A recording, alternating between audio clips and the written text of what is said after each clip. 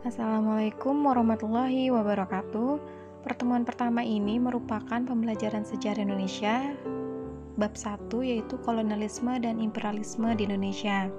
Namun pada kesempatan kali ini kita akan membahas tentang proses kedatangan bangsa-bangsa Eropa di Indonesia. Memasuki pembahasan pertama yaitu proses kedatangan bangsa-bangsa Eropa di Indonesia. Di sini kita akan membahas dua sub pembahasan. Yang pertama, latar belakang kedatangan bangsa-bangsa Eropa di Indonesia, dan yang kedua, tokoh penjelajah samudra. 1. Latar belakang kedatangan bangsa-bangsa Eropa di Indonesia. Yang pertama yaitu jatuhnya Konstantinopel. Jatuhnya Konstantinopel pada tahun 1453 menyebabkan jalur perdagangan darat antara Eropa dengan wilayah Asia, khususnya Cina dan India, terputus. Begitupun dengan perdagangan laut antara Eropa dan Asia Timur terhambat. Putusnya jalur perdagangan ini menyebabkan suplai rempah-rempah ke Eropa berkurang. Akibatnya, harga rempah-rempah semakin mahal. Kondisi ini yang mendorong bangsa Eropa mencari jalur perdagangan baru. Yang kedua yaitu perkembangan ilmu pengetahuan dan teknologi. Penemuan kompas, teropong, peta, dan perkembangan teknologi dalam bidang perkapalan dan astronomi semakin menambah semangat bangsa-bangsa Eropa melakukan penjelajahan untuk menemukan dunia baru. Dan yang ketiga yaitu adanya misi dengan semboyan 3G, yaitu Gold, Glory, dan Gospel. Selanjutnya yaitu pelopor penjelajah samudra. Di sini ada 3 pelopor penjelajah samudra, yaitu Inggris, Spanyol, dan Portugal. Usaha mereka untuk melakukan penjelajahan samudra yaitu untuk mencari rempah-rempah. Mengapa rempah-rempah menjadi komoditas utama dalam perdagangan Eropa? Hal ini dikarenakan kondisi Eropa yang dingin menyebabkan bangsa-bangsa Eropa sangat membutuhkan rempah-rempah yang digunakan sebagai bahan pengawet makanan dan penghangat tubuh saat musim dingin. Rempah-rempah yang dibutuhkan bangsa Eropa sebagian besar berada di Indonesia seperti cengkih, pala, bunga pala, dan lada.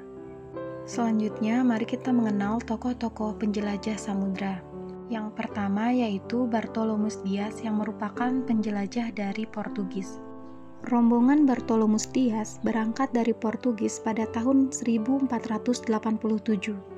Rombongannya menempuh perjalanan dengan menelusuri pantai barat Afrika. Namun, akibat terjangan ombak besar, rombongan Dias mendarat di Tanjung Harapan yang terletak di ujung selatan benua Afrika.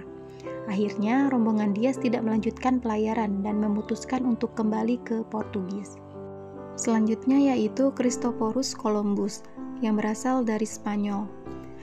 Pada Agustus 1492, Columbus berangkat dari Spanyol berlayar ke arah barat menyeberangi Samudra Atlantik. Mendarat di Kepulauan Kanari pada September dan dilanjutkan pada Oktober, rombongan ini berhasil mendarat di Kepulauan Bahama.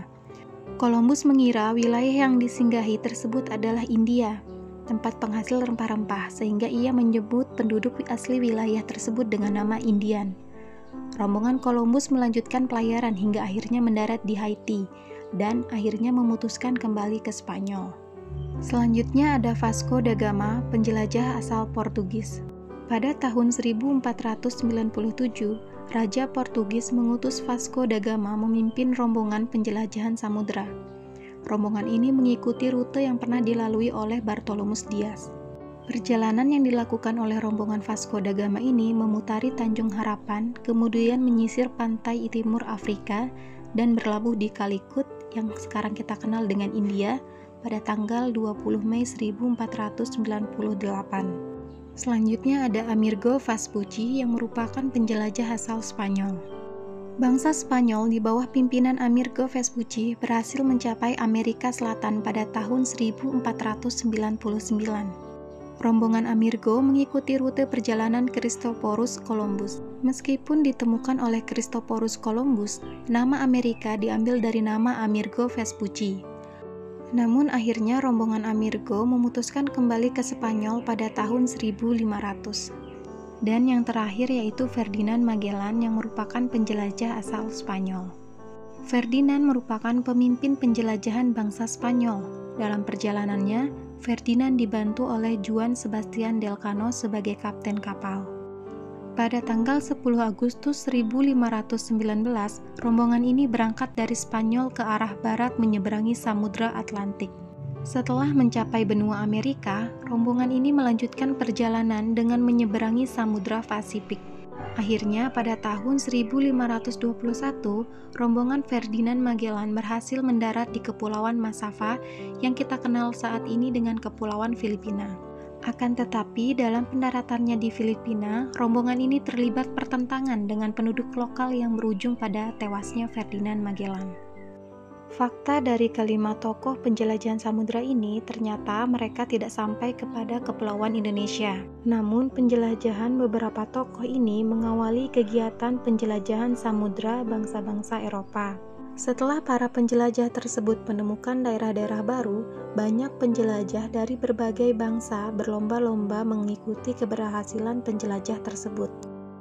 Di atas ini merupakan peta pelayaran bangsa-bangsa Eropa. Walaupun mereka tidak sampai di Kepulauan Indonesia, namun merekalah yang membuka jalur pelayaran menuju Indonesia. Sekian yang bisa saya sampaikan, insya Allah bermanfaat. Wassalamualaikum warahmatullahi wabarakatuh.